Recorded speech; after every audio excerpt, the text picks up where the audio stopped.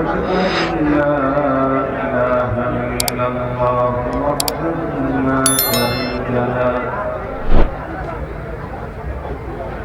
ونشهد أن سيدنا وسندنا وحبيبنا وشفيعنا وطبيبنا وطبيب قلوبنا وأولانا ومولانا محمدا عبده ورسوله الذي أرسله بالحق إلى الخلق بشيرا ونذيرا وداعيا إلى الله بإذنه وسراجا وقمرا منيرا. أما بعد فأعوذ بالله من الشيطان الرجيم. بسم الله الرحمن الرحيم. كل نفس ذائقة الموت وإنكم توفون أجوركم يوم القيامة فمن زحزح عن النار وأدخل الجنة فقد فاز وما الحياة الدنيا إلا متاع الغرور. وقال نبينا وصفينا وحبيبنا صلى الله عليه وسلم الدنيا مزرعة الآخرة أو كما قال عليه الصلاة والسلام. صدق الله مولانا العظيم وصدق رسوله النبي الأمي الكريم ونحن على ذلك لمن الشاهدين والشاكرين والذاكرين والحمد لله رب العالمين. اللهم صل على سيدنا مولانا محمد وعلى آله وأصحابه وبارك وسلم.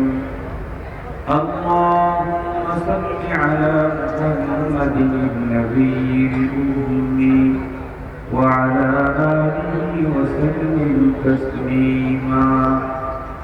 يا رب صل وسلم دائما أبدا على حبيبك خير الخلق كلهم. আজ 16 মে 2024 ইংরেজি বৃহস্পতিবার গাজীপুর সালনা নাসিরুদ্দিন মেমোরিয়াল উচ্চ বিদ্যালয় কলেজ মাঠে 19 নম্বর ওয়ার্ডের কবরস্থান স্থাপন উপলক্ষে আয়োজিত ওয়াজুল মাহফিল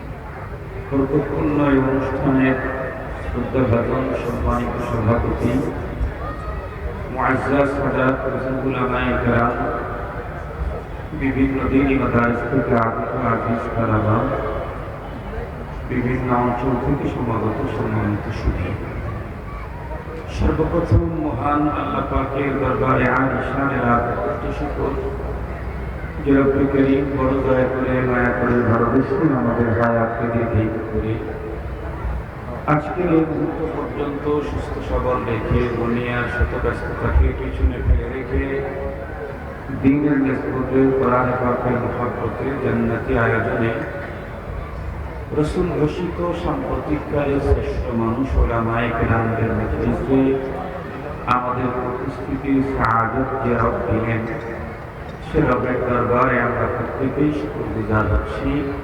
জবান খুলে ভক্তি সহকারে মহব্বত নিয়ে দিল থেকে আবেগের সাথে উচ্চ কণ্ঠে সকলে বলে নেই আলহামদুলিল্লাহ। সম্মানিত উপস্থিতি, আপনারা সম্ভবত কবলার আসর থেকে হযরত উলামায়ে কেরামের জমানায় গুরুত্বপূর্ণ দ্বীনি আলোচনা শুনছিলেন।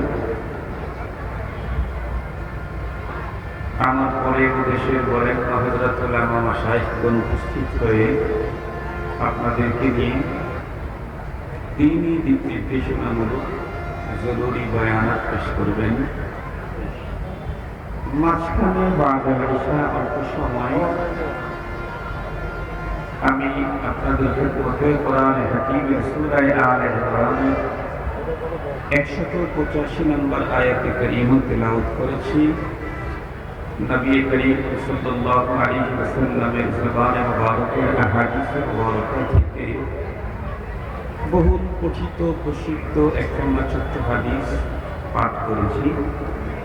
রব যদি আমাকে তৌফিক দান করেন তাহলে তিলাওয়াতকৃত আয়াত এবং পঠিত হাদিসকে সামনে নিয়েই সংক্ষিপ্ত সময়ে খুব গুরুত্বপূর্ণ দুটি কথা আপনাদের খেদমতে পেশ করব। আপনারা দোয়া করেন যাতে করে রব্বুল আলামিন যেন আমাকে তথ্য সমৃদ্ধ ইখলাসপূর্ণ আজকের এই মাঠের ময়দানের জন্য অতীব জরুরি দ্বীনি আলোচনার তৌফিক দান। সম্মানিত উপস্থিতি, আমরা প্রত্যেকেই জানি যে আজকের অনুষ্ঠানটি একটি প্রতিষ্ঠান কেন্দ্রিক, দ্বিতীয় প্রতিষ্ঠানটি হচ্ছে কবরস্থান। গণকবরস্থান স্থাপন উপলক্ষে আজকের এই অনুষ্ঠান। মানুষ কবরস্থানে যায় মরার আগে না পরে মানুষকে সেখানে কবর দেওয়া হয়। জায়গায় তো কবরস্থান, কবরের জায়গা। কবরে যাওয়ার আগে মানুষ মারা যায়, তারপরে তাকে কবর দেয়। এই বিষয়টাকে সামনে নিয়েই আমি কোরআনে হাকিমের তেলাওয়াত আয়াতে কারিমাটাকে চয়েস করেছি।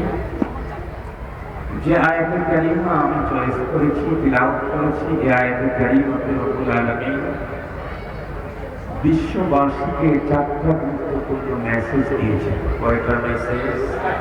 চারটা। আমি হয়তো বা চারটা মেসেজের কথা আজকে বলবো না। আমি যতটুকু বলতে পারি আগে থাকি আল্লাহ তাআলা যতটুকু বলা। আমরা প্রত্যেকেই জানি মেসেজ তো অনেক জায়গা থেকে মানুষের কাছে আসে। কারো মেসেজ আসে এপার থেকে, কারো মেসেজ আসে ওপার থেকে, আবার কারো কাছে মেসেজ আসে উপর থেকে। মেসেজ দাতা যত বড় হয় মেসেজের গুরুত্ব তত বেশি হয়। এই পৃথিবীর যত বড় আছে সবগুলি বড়কে একত্রিত করলে রব সমান হওয়ার কোনো সম্ভাবনা নেই। কোরআনে হাকিমের সূরাতুল ইখলাসে আল্লাহ পাক স্পষ্ট চ্যালেঞ্জ করেছেন, ঘোষণা দিয়েছেন, কুল হুয়াল্লাহু আহাদ আল্লাহুস সামাদ লাম ইয়ালিদ ওয়া লাম ইউলাদ ওয়া লাম ইয়াকুল লাহু কুফুয়ান আহাদ। সর্বশেষ আয়াতে আল্লাহ তাআলা বলেন, তামাম পৃথিবী ধন্য হয়ে তন্ন করে খুঁজে একজনকেও রব সমান পাবে। রব সমান কেমনে হবে? কারণ রব হলেন স্রষ্টা। পৃথিবী এবং পৃথিবীতে যা আছে সবই হলো সৃষ্টি। এই দুনিয়া এবং দুনিয়াতে যা আছে সবই সৃষ্টি। স্রষ্টাকে আল্লাহ। দুনিয়া যেহেতু সৃষ্টি, এ কারণে দুনিয়া এবং দুনিয়ার ভিতরে যা আছে সব তুমি একদিন শেষ হয়ে যাবে। কোরআনে হাকিমে আল্লাহ তাআলা বলেন, কুল্লু মান আলাইহা ফান ওয়া ইয়াবকা ওয়াজহু রাব্বিকা যুল জালালি ওয়াল ইকরাম। সব শেষ হয়ে যাবে। কোরআনে হাকিমের যে আয়াতে কারিমা তেলাওয়াত করেছি, এই আয়াতে কারিমাতে রব্বুল আলামিন প্রথম মেসেজটাই দিয়েছেন এটি। তো মেসেজ যেহেতু রবের পক্ষ থেকে, সঙ্গত কারণে এর চাইতে গুরুত্বপূর্ণ দামি মেসেজ পৃথিবীর কোন মানুষের কাছে কোনোদিনও আসতে পারে না। রবের পক্ষ থেকে মেসেজ, প্রথম মেসেজটা এমন যেই মেসেজকে অস্বীকার করার মতো মানুষ তামাম পৃথিবীতে একজন ছিল না, এখনো নেই, কিয়ামত পর্যন্ত আসবে। এই পৃথিবীতে রব অস্বীকার করার মতো বহু মানুষ আগেও ছিল, এখনো আছে। এই পৃথিবীতে কোরআন অস্বীকার করার মতো মানুষ অতীতে ছিল, এখনো আছে। এই পৃথিবীতে নবী রাসূলকে অস্বীকার করার মতো মানুষ অতীতে ছিল, এখনো আছে। এমনকি অতীতে তো নিজে নিজেকে রব বলে দাবি করার লোকও এসেছিল। তার মধ্যে সবচেয়ে জঘন্যতম বড় একজন, তার নাম হল ফিরআউন। তার দাবি ছিল কি, আনা রব্বুকুমুল আ'লা, আমি সবচেয়ে বড় খোদা।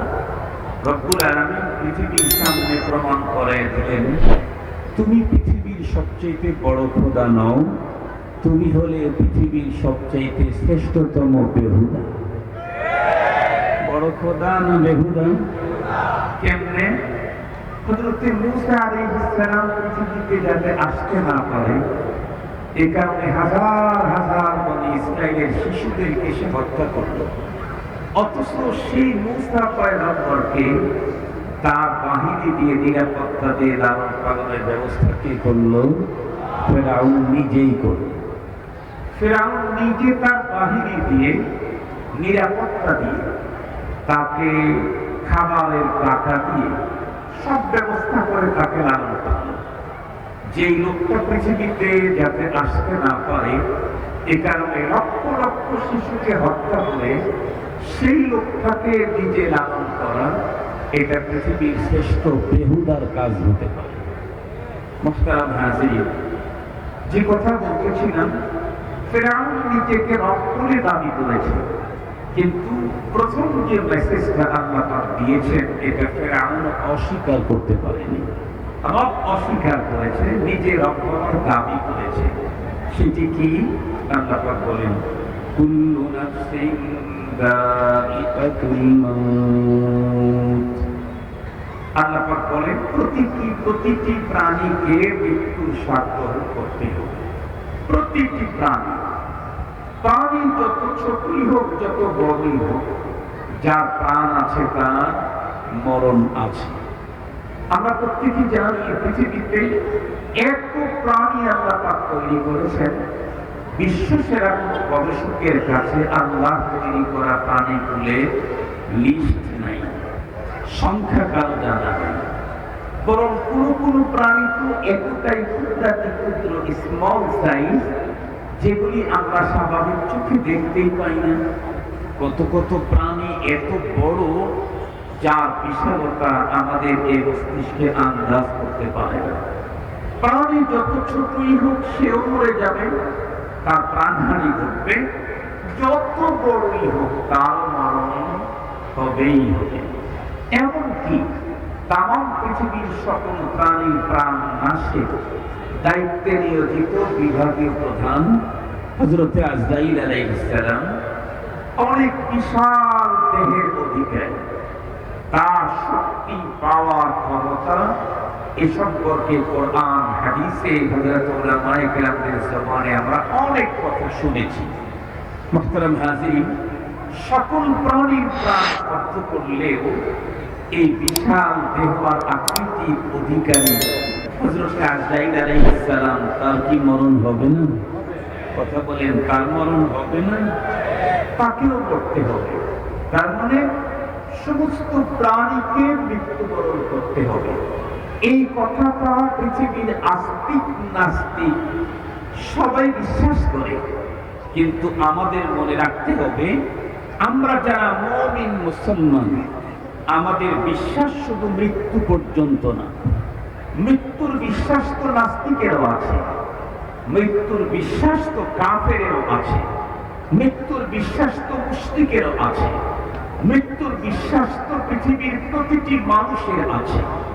আমরা যারা মুমিন, আমরা শুধু মৃত্যুকে বিশ্বাস করি এমনটি না, বরং মরণের পরে আমাদের লম্বা বিশ্বাস আছে।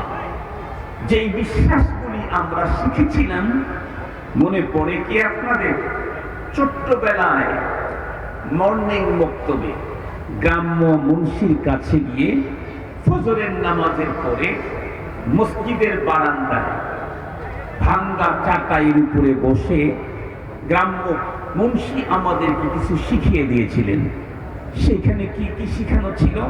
তার মধ্যে একটা গুরুত্বপূর্ণ জিনিস শিখানো ছিল, আমানতু বিল্লাহি ওয়া মালাইকাতিহি ওয়া কুতুবিহি ওয়া রুসুলিহি ওয়াল ইয়াউমিল আখির ওয়াল কদরি খাইরিহি ওয়া শাররিহি মিনাল্লাহি তাআলা ওয়াল বা'থি বা'দাল মাউত। খুব ভালো করে কথাগুলি বুঝতে হবে। ছোট্টবেলায় মর্নিং বক্তব্যে গ্রাম্য মুন্সির কাছে যে স্লোগানগুলি শিখেছিলাম, তার ভিতরে একটা স্লোগান হলো আমানতু বিল্লাহ, আর একটা স্লোগান হলো আশহাদু আল্লা ইলাহা ইল্লাল্লাহ, আর একটা স্লোগান হলো লা ইলাহা ইল্লাল্লাহ। আমানতু বিল্লাহর যে স্লোগান আমরা শিখেছিলাম, ওই স্লোগানের একদম লাস্টের দিকে এটাও আমরা শিখেছি, ওয়াল বা'থি বা'দাল মাউত।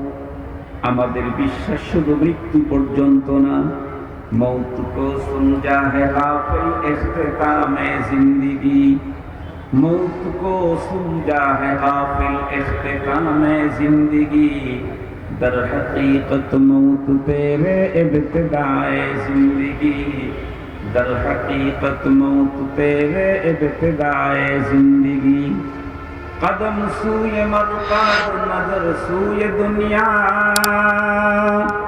कदम सूए मरकाद नजर सूए दुनिया, किधर जा रहा है किधर देखता है, किधर जा रहा है किधर देखता है। আমরা মুমিন, আমাদের বিশ্বাস মৃত্যু পর্যন্ত না, আমাদের বিশ্বাস মৃত্যুর পরে আরো অনেক লম্বা। মৃত্যুর পরে লম্বা জীবনের বিশ্বাস আমরা আমাদের অন্তরে লালন করি।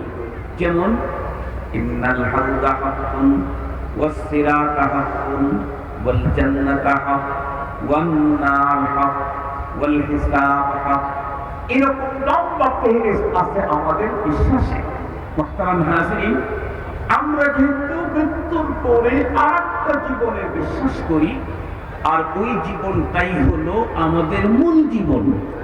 দুনিয়ার 70, 80, 90, 100 বছরের এই জীবন, এটা হলো পরপারের মূল জীবনের ভূমিকা শুরু। মুহতারাম হাজিরিন, খুব ভালো করে বুঝবেন, সঙ্গত কারণে কোন স্থায়ী এই জীবনের সুখ শান্তি আর ভোগ বিলাস, এটা একজন মানুষের মূল টার্গেট হতে পারে না। একজন মানুষের মূল সফলতা কোন স্থায়ী জীবনের সফলতা নয়। এই কোন স্থায়ী জীবনের ব্যর্থতা মূল ব্যর্থতা নয়। মূল সফলতা কি? যে আয়াত পড়েছি, এই আয়াতে আল্লাহ তাআলা বলেন, ফামান যুহসিহা আনিন নারি ওয়া উদখিলাল জান্নাতা ফাকাদ ফাজ। প্রকৃত সফল তো ওই ব্যক্তি, যে ব্যক্তি পরকালে যাওয়ার পরে জাহান্নাম থেকে মুক্তি পেয়ে জান্নাতে ঢুকে যাবে। মূল সফলতা হলো তার। খুব ভালো করে বুঝবেন, দুনিয়ার জীবনের অনেক টাকা, এটাও চূড়ান্ত সফলতা নয়। দুনিয়ার জীবনের অনেক পাওয়ার, লম্বা টাইমের পাওয়ার, এটাও চূড়ান্ত সফলতা নয়। দুনিয়ার জীবনের অনেক শক্তি, জনপ্রিয়তা, এটাও চূড়ান্ত সফলতা নয়। কেন? আপনাদেরকে বুঝবার জন্য ছোট্ট ছোট্ট কয়েকটা কথা বলি। ধরেন আপনাদের কারো সম্পদ বাড়তে বাড়তে বাড়তে বাড়তে আপনি বিল গেটসকে দ্বিতীয় নম্বরে ফেলে আপনি আগে চলে গেলেন। বিল গেটসের চাইতে আপনার সম্পদ বেশি হলো, ধরে নিলাম হয়ে গেল সম্পদ। আপনার গাড়ি কতগুলি আপনার কাছে হিসাব নেই, আপনি একটা অন টাইম ইউজ করেন। আপনি স্বর্ণ দিয়ে, ডায়মন্ড দিয়ে গাড়ি তৈরি করলেন, সব বেজে গেল।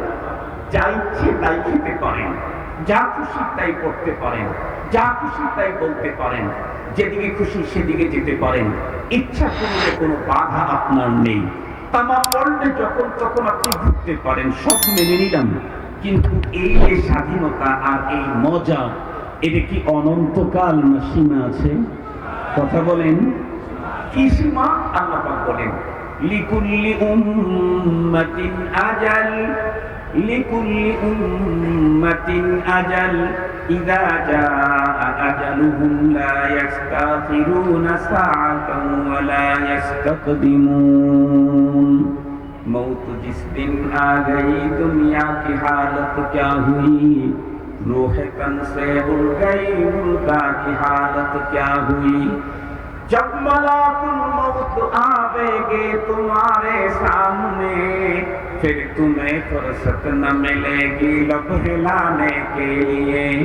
बाप भाई माँ बहिन फर्जंद जन और यारगार, आशिक व माशूक नौकर बंदाए खिदमत गुजार, काम आने का नहीं हर एक जुदा हो जाएगा, काम आने का नहीं हर एक जुदा हो जाएगा, बल्कि एक उस्ब दुश्मन जान का हो जाएगा। हुस्न तेरा चंद रोजा फिर फना हो जाएगा, जिस पे तेरा नाज है वो खाक में मिल जाएगा। মনে রাখতে হবে, আমাদের দেশে অনেক মানুষ ট্যুরে যায়। এই যে এখন হাজিরা হজে যাচ্ছে, কিছুদিন আগে ওমরার সফর থেকে অনেকে ফিরে আসছে। আমরা প্রত্যেকেই জানি ট্যুরে যায়, হজে যায়, ওমরায় যায়। এরা যখন যাওয়ার সময় বিমানের টিকিট করে, তো আসারটাও একই সঙ্গে করে ফেলে, একই সঙ্গে আসারটাও করে ফেলে, দুটো একসঙ্গে করতে হয়। ইচ্ছা করলে অবশ্য আগে পরে আসার যাওয়ার ব্যবস্থা আছে, কিন্তু হজ ওমরার সিস্টেম হলো যাওয়া আসার টিকিট একই সাথে করতে হয়। মুহতারাম হাজিরিন, রব্বুল আলামিন আমাদেরকে এই পৃথিবীতে যখন পাঠিয়েছেন, তখনই আমাদেরকে ব্যাগ টেক দিয়ে পাঠিয়েছেন। এই পৃথিবী থেকে আবার চলে যাব কখন, কোন রাত্রে, কোন দিনে, কোন সকালে, কোন সন্ধ্যায়, কোন দুপুরে, কখন যাব, কোন অবস্থায় যাব, এর পদ্ধতি কমপ্লিট করে এরপরে আমাকে পৃথিবীতে পাঠানো হয়েছে। রব যে টাইম দিয়েছে, এই টাইমের এক সেকেন্ড এদিক ওদিক করার ক্ষমতা পৃথিবীর কারো নাই। পৃথিবীর সমস্ত লাইফ সাপোর্ট যদি একত্রিত করে আমাকে 1 মিনিট বেশি বাঁচাইতে চায়, এ ক্ষমতা পৃথিবীর কোন লাইফ সাপোর্টারদের নাই। পৃথিবীর সব বড় বড় বোমা যদি শুধু আমার উপরেই ফেলে, আমাকে হত্যা করার জন্য, মেরে ফেলার জন্য, কসম আল্লাহর, রবের দেওয়া নির্ধারিত টাইমের 1 সেকেন্ড আগে পৃথিবীর কেউ আমাকে মারতে পারবে না, আমি নিজেও মরতে পারবো না। পৃথিবীর কেউ আমাকে মারতেও পারবে না। আমি আগুন লাগায়া গাড়ির নিচে মাথা দিয়ে সুইসাইড করবো, আত্মহত্যা করবো, হবেই না। রবের টাইম যখন, তখন আমার মরণ হবে, এর আগে হবে না। কেউ মারতে পারবে না, আমি নিজেও মরতে পারবো না। তবে রব আমাকে যে টাইম দিয়েছেন, সেই টাইমে আমাকে যেতে হবে। মুহতারাম হাজিরিন, চলে যাওয়ার পরে কোথায় আপাতত কিছুদিন লাশটা কোথায় থাকবে, এই ব্যবস্থাপনার জন্যই তো গণকবরস্থান। মুহতারাম হাজিরিন, খুব ভালো করে কথাগুলি বুঝবেন। তো যেতে তো হবেই বড় পায়ের জগতে। ওই জগৎ তো অত্যন্ত ভয়ঙ্কর, সিরিয়াস, ভয়ঙ্কর। একজন কবি বড় চমৎকার বলেছেন, আপনি যদি সারা জীবনের ওয়াজ মনে নাও রাখেন, শুধু 2টা কবিতাই যদি মনে রাখেন, আর এই কবির কবিতাকে ধরে যদি পথ চলেন, পরপারের জীবনের সফলতা আপনার কদম চলতে থাকবে। আমি কবিতা 2টা আপনাদের খেদমতে পেশ করি। একজন কবি বড় চমৎকার বলেছেন। কবি বলেন, আয়া সাহিবাত যামবি লা তাকনাতু ফাইন্নাল ইলাহা রাউফুন রাউফ ওয়ালা তারহাদান্না বিলা উদ্দাতিন ফাইন্নাত তারিকা মাখুফুন মাখুফ। কবি ডেকে বলেন, এ অপরাধী গুনাহগার, তোমার গুনাহ কি পরিমাণে আছে? পাহাড় সম পরিমাণ নাকি আসমান সমান? নাকি পুরা জমিনটা তোমার গুনায় ভরে গেছে? অপরাধ তোমার যতই হোক না কেন, তোমাকে একটা মেসেজ দিচ্ছি, লা তাকনাতু। এই মেসেজ শুধু কবি নিজে দিয়েছেন তা না, বরং লা তাকনাতু বলে মেসেজ দিয়েছেন রব্বুল আলামিন কোরআনে হাকিমে। রব বলেছেন লা তাকনাতু, এই মেসেজ রবের দেওয়া। আল্লাহর রহমত থেকে নিরাশ হও না, যত বড় অপরাধী হোক কেন। ফাইন্নাল ইলাহা রাউফুন রাউফ, আমাদের রব যিনি, আমাদের সব যিনি, উনি বড় বহুত বড় সিরিয়াস দয়াশীল। কেমন দয়া তার? হাদিসে কুদসির ভিতরে আমার পয়গম্বর বলেন, আল্লাহ পাক বলেছেন ইন্না রাহমাতি সাবাকাত গাযাবি, আমার রাগও আছে, আমার মায়াও আছে। তবে পৃথিবীর মানুষ মনে রেখো, আমার রাগ সবসময় আমার মায়া রাগের চাইতে অনেক বেশি। রাগের চাইতে আমার মায়া অনেক বেশি। এই কারণে দেখেন না, আমরা অনেক সময় ছেলে পেলেদেরকে শাসন করার জন্য ভুল করেছি, আগামী দিনে যাতে না করে এজন্য দুইটা থাপ্পড় লাগাই দিয়েছে। থাপ্পড় লাগানোর পরে বাবা যে, ওর সন্তান যখন কাঁদতে থাকে, ওর যখন চোখের পানি ঝরতে থাকে, বাবা তখন আর সইতে পারে না। কিন্তু মাত্র চট দিয়েছি, এখন ছেলেকে বাবা কোলে নিতে চাইলে ছেলে আসবে না। আর তাছাড়া এই মুহূর্তেই করে দেওয়াটা, ওই শাসনটা দীর্ঘায়িত হবে না। এই জন্য বুদ্ধিমানের বাবার কাজ হবে হলো, যেহেতু আমি এখন ওকে থাপ্পড় দিয়ে শাসন করেছি, এখনই আমি ওকে আদর দেব না। এখনই আদর দিলে এই শাসনটা কার্যকরী হবে না। কি করতে হবে? আমার ছোট ভাই আছে, না হয় আমার ছেলে আছে, না হয় আমার বোন আছে, তাদেরকে বলবো যে দেখতেছিস না ও কাঁদতেছে, একটু কোলে নিতে পারলি না?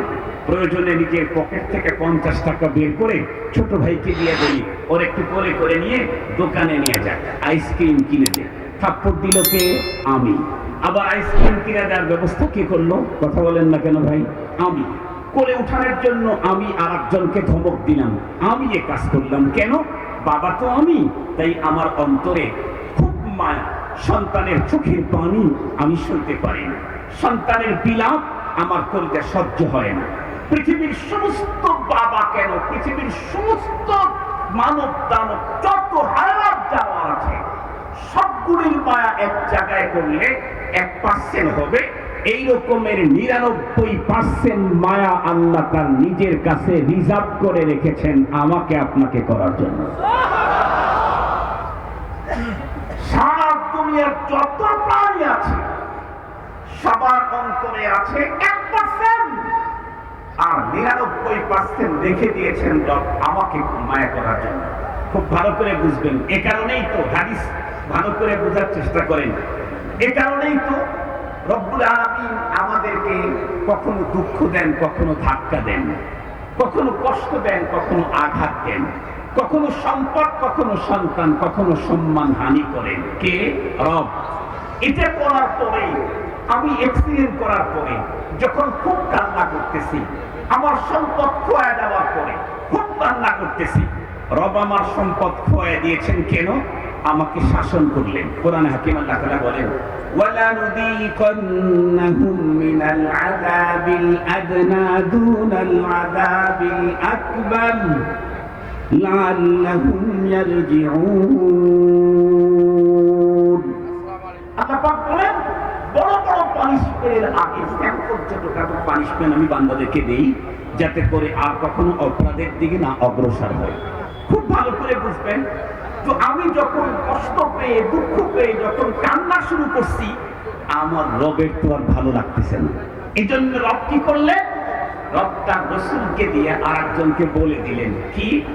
আমি ওরে অসুস্থ বানাইছি, তুমি ওকে দেখতে যাও, তুমি ওকে দেখতে যাও। শরীয়ত সিস্টেম করে দিলেন, ইয়াদাতুল মারিজ, অসুস্থকে দেখভাল করা একজন মুসলমানের হক আর একজন মুসলমানের প্রতি। আমি একজন অসুস্থ মানুষকে ওয়ান টাইম দেখতে যাব, অল্প সময়, তাতে রব আমাকে কি দিবেন?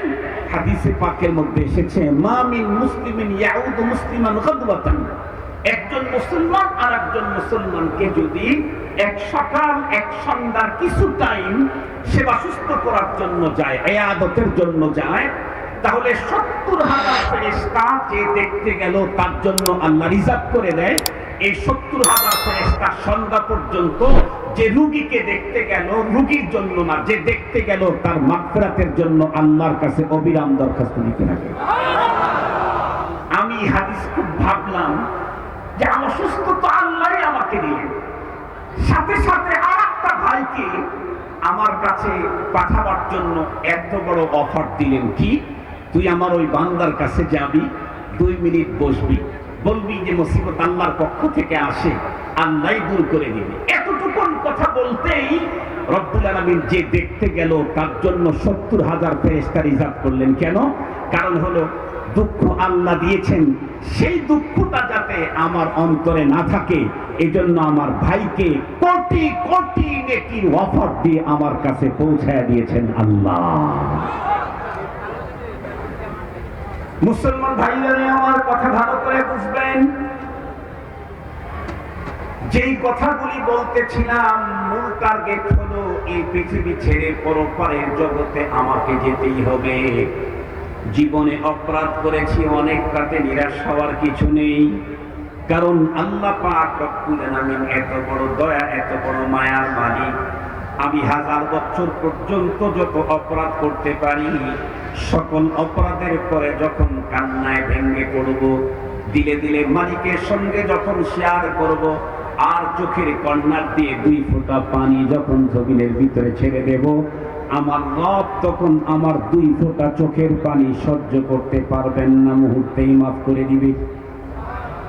এজন্য নিরাশ হওয়ার কোনো সুযোগ নাই। সাথে সাথে কবি আরো একটা গুরুত্বপূর্ণ মেসেজ দিয়েছেন, ওয়ালা তারহাবান্না বিলা উদ্দাতিন ফাইন্নাত তারিকা মাখুফুন মাখুফ। রব্বুল আলামিন এত দয়ার সাগর, করুণার আধার, তাই বলে তুমি পুঁজি ছাড়া কবরের পথের যাত্রা কখনোই করতে যেও না মুসলমান। কেন? কারণ কবরের পথটা বড় ভয়ঙ্কর, বড় ডিয়ারিং, বড় ডেঞ্জারাস। এই পথের বাঁকে বাঁকে, ফাঁকে ফাঁকে আল্লাহ পাকের পক্ষ থেকে মোবাইল কোড বসানো আছে। এই জন্য আমাদেরকে দুনিয়া থেকে কম পক্ষে 2টা পুঁজি নিয়ে কবরের পথে যাত্রা করা লাগবে, অন্যথায় অবস্থা বড় বেগতিক হয়ে যাবে। যেই 2 পুঁজির কথা বলেছেন রব্বে কারীম কোরআনে হাকিমের ভিতরে, আল্লাহ পাক নিজেই বলেন, ইন্নাল্লাযীনা আমানু ওয়া আমিলুস সালিহাতি কানাত লাহুম জান্নাতুল ফিরদাউসি নুজুলা খালিদিনা ফিহা লা ইয়াবগুনা আনহা হিওয়ালা। রব্বে কারীম বলেন 2টা পুঁজি, টোটাল লাইফে শুধু 2টা পুঁজি তুমি যদি অর্জন করতে পারো, এই 2 পুঁজি নিয়ে যদি কবর পথে রওনা করো, খুব ভালো করে বুঝবেন, পুঁজি 2টা যদি কমপ্লিট হয়, বড় সুন্দর হয়, তাহলে খুব ভালো করে বুঝবেন কোরআনে হাকিমের আর এক জায়গায় আল্লাহ বলেন, তাহলে কবর পথের যাত্রা করতেই সুসংবাদ আর সুন্দর ঘোষণা আমার কানে একের পরে এক আসতেই থাকবে। যেমনটি আল্লাহ পাক বলেন, ইন্নাল্লাযীনা ক্বালু রাব্বুনাল্লাহ সুম্মা ইসতাকামু তাতানাজ্জালু আলাইহিমুল মালায়েকা আল্লা তাখাফু ওয়া লা তাহজানু وأبشروا بالجنة التي كنتم توعدون। খুব ভালো করে বুঝবেন, যতদূর পর্যন্ত মাইকের আওয়াজ যায় খুব ভালো করে বুঝবেন। মুহতারাম হাজিরিন, এই পৃথিবীর যে সমস্ত মানুষগুলি টোটাল লাইফে প্রথম নাম্বার যেই পুঁজি দরকার পরকালের মুক্তি নিশ্চিত করার জন্য, তার প্রথম নাম্বার হলো ঈমান, দ্বিতীয় নাম্বারের পুঁজি হলো নেক আমল। পৃথিবীর যেই মানুষগুলি তাদের ঈমান পরিপূর্ণ পাক্কা কমপ্লিট করেছে, মুস্তাকাম মজবুত করেছে, যারা বলেছে আমার রব আল্লাহ, তুফান আসছে, সাইক্লোন এসেছে, ঘূর্ণিঝড় এসেছে, আক্রমণ হয়েছে, জেল হয়েছে, জুলুম হয়েছে, ফাঁসি হয়েছে, এরপরেও রব্বুল আল্লাহর স্লোগান থেকে এক পা পিছে যায় নাই। রব্বুল আলামিন বলেন, এই স্লোগানটি নিয়ে যেই মানুষগুলি মৃত্যুর দ্বার প্রান্ত পর্যন্ত পৌঁছে যাবে, মৃত্যুকালীন সময়ে যে ফেরেশতা তার জান কবজ করার জন্য আসবে, সেই ফেরেশতাই ওই লোকের সঙ্গে তার জান কবজ করার আগে তার সঙ্গে হৃদ্যতা তৈরি করবে, আন্তরিকতা গড়ে তুলবে, বন্ধুত্ব তৈরি করবে। জান কবজ করতে এসে মালাকুল মউত ওই লোকটাকে, ইমানদারকে দেখে বলবে, দোস্ত তোমার কোনো ভয় নাই, পেরেশানি নাই, কারণ আমি তোমাকে এখান থেকে এমন একটা জায়গায় নিয়ে যাব যেই জায়গা এর চাইতে কত উন্নত তুমি ভাবতেও পারো না। যে ফেরেশতা আমার জান কবজ করতে আসছে, সে এসে আমার সাথে হৃদ্যতা করবে, সে আমার সাথে বন্ধুত্ব গড়ে তুলবে, সে আমাকে অনেক বড় বড় অফারের কথা বলবে, সে আমাকে আমার সঙ্গে সে মহব্বত তৈরি করবে, সে আমাকে বলবে ভয় নেই, পেরেশানি নেই। কততলা বিল্ডিং দেখে যাচ্ছ তুমি? কততলা? কি বর্জাল খলিফার মালিক তুমি? দুবাইয়ের সবচেয়ে পৃথিবীর উঁচু বিল্ডিং বর্তমান দুবাইতে, এই বিল্ডিং এর মালিক তুমি, তাতেও কোনো পেরেশানি নেই। কেন? তোমার জন্য যেটা রেডি করা হয়েছে সেটা আর কি বলবো, তোমার ওই বিল্ডিং এর সবকিছু দিয়ে তোমার জন্য যে বিল্ডিং তৈরি করা হয়েছে সেই বিল্ডিং এর একটা শিকলের দাম হবে না। কিতাবের ভিতরে এসেছে কোন ইমানদার দীর্ঘদিন দুনিয়াতে থাকার কারণে দুনিয়ার থেকে তার দিন চলে যেতে চায় না। আজরাইল আলাইহিস সালাম জান্নাতের সুসংবাদ যতই সুন্দর ওয়াজ করে তারপরেও দিনটা বের হতে চায় না। রব্বুল আলামিন তখন মালাকুল মউতকে ডেকে বলেন, এই ওয়াজ শোনায়া লাভটা কি? চোখের মাঝখানে আর জান্নাতের মাঝখানকার পর্দাগুলা খুলে দে, আমার বান্দাকে মৃত্যুর আগে তার জান্নাতের ঠিকানাটা দেখায় দেয়।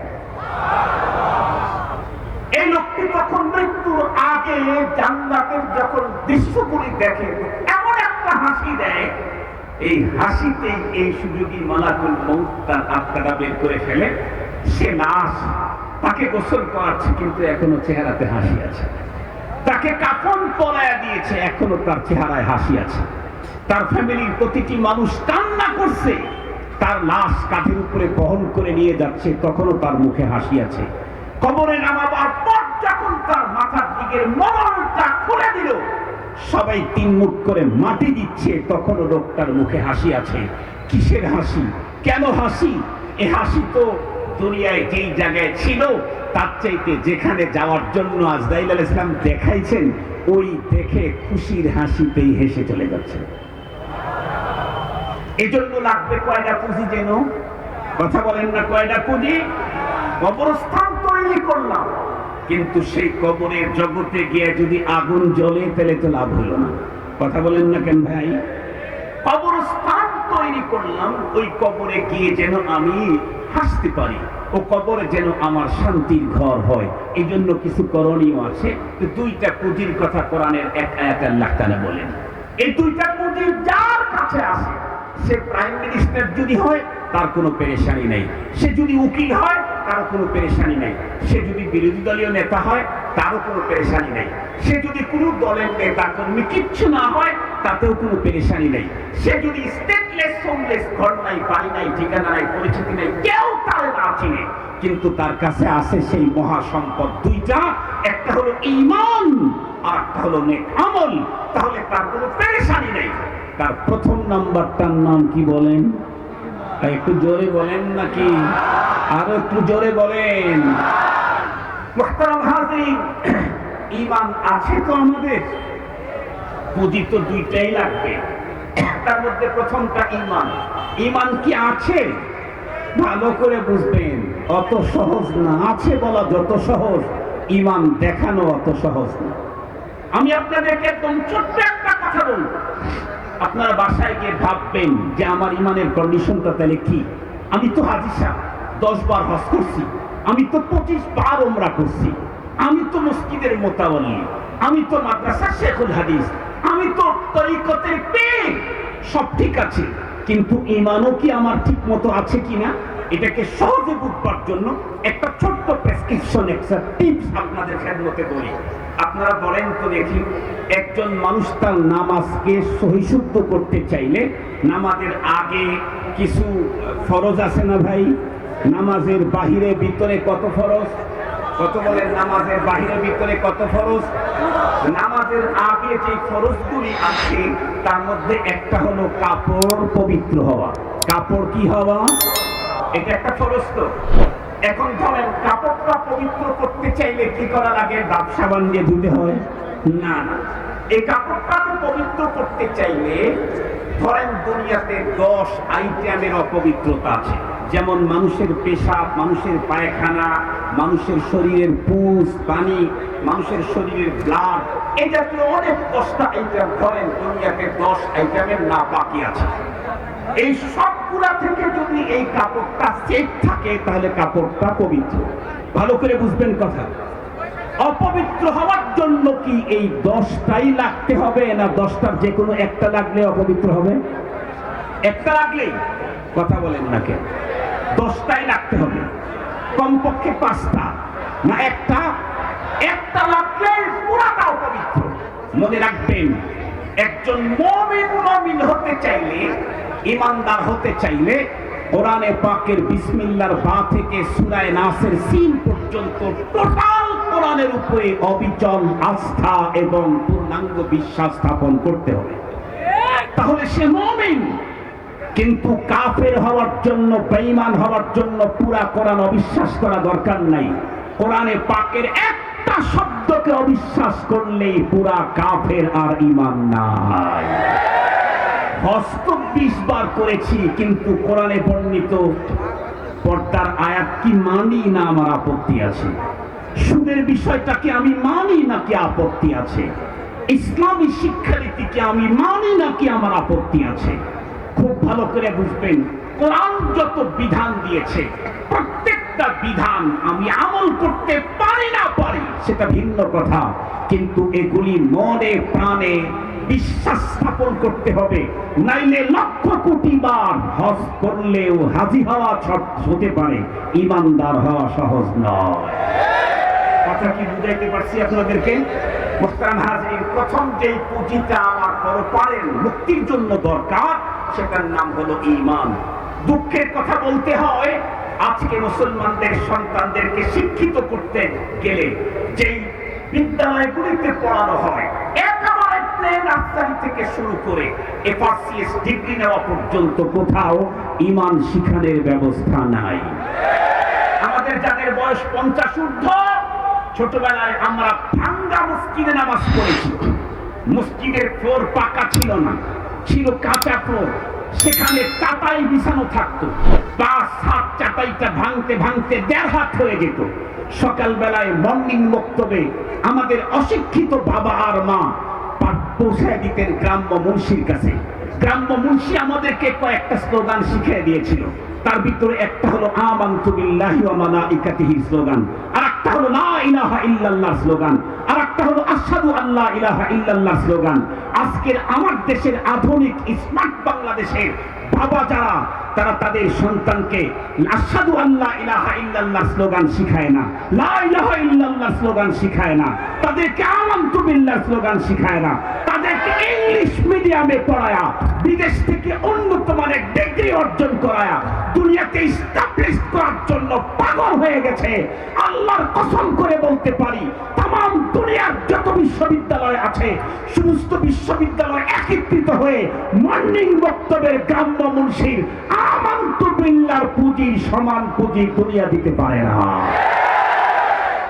মর্নিং বক্তব্যে গ্রাম্য মুন্সি আমাকে আমানতু বিল্লাহর যে পুঁজি দিয়েছিলেন, এই মানের পুঁজি আমেরিকার কোনো বিশ্ববিদ্যালয় নাই, এই মানের পুঁজি লন্ডনের কোনো বিশ্ববিদ্যালয় নাই, এই মানের পুঁজি স্কটল্যান্ড, আয়ারল্যান্ড, ফিনল্যান্ড, পৃথিবীর কোনো ল্যান্ডে নাই। মুহতারাম হাজিরিন, আমানতু বিল্লাহর পুঁজি ছাড়া পরপারে মুক্তির কোনো সম্ভাবনাই নেই। এজন্য আসুন, আমি নিজে মুক্তি পেলেই তো হলো না, আমার সন্তানের একটু শান্তির জন্য উন্নত স্কুল খুঁজি। এক জায়গাতে 10,000, আর এক জায়গায় 10 লাখ। 10 লাখ টাকা দিয়ে আমার সন্তানকে স্কুলে ভর্তি করাই, ওকে আগামী দিনে সুখে রাখার জন্য। তাই যদি হয়, তাহলে আমার সন্তানকে জাহান্নামের আগুন থেকে মুক্ত করার প্রোগ্রামও আমাকে হাতে নিতে হবে। আসুন আমরা আমাদের সন্তানদেরকে জীবনের শুরুতেই প্রথমেই ইসলাম এবং ঈমান, তালিমাত তাওহীদ, এইগুলি আমরা তাদেরকে শিক্ষা দিয়ে আমরা আমাদের জিম্মাদারি পরিপূর্ণ করি। আল্লাহ পাকের কোরআনে আল্লাহ তাআলা আমাদেরকে আগেই মেসেজ দিয়েছেন, প্রকৃত সফলতা দুনিয়ার গাড়ি বাড়ি নারীর মধ্যে নয়, পরপরের জীবনে জাহান্নাম থেকে মুক্তি পেয়ে জান্নাতে ঢুকতে পারলেই সফলতা। আর সেই সফলতা অর্জনে দুইটা পুঁজি লাগবে, তার মধ্যে এক নাম্বার ঈমান। ঈমান আমাকে জানতে হবে, আমার পরিবারের সকলের জন্য ঈমান জরুরি। আল্লাহ পাক তৌফিক দান করুক। ওয়া আখিরু দাওয়ানা আলহামদুলিল্লাহি রাব্বিল আলামিন।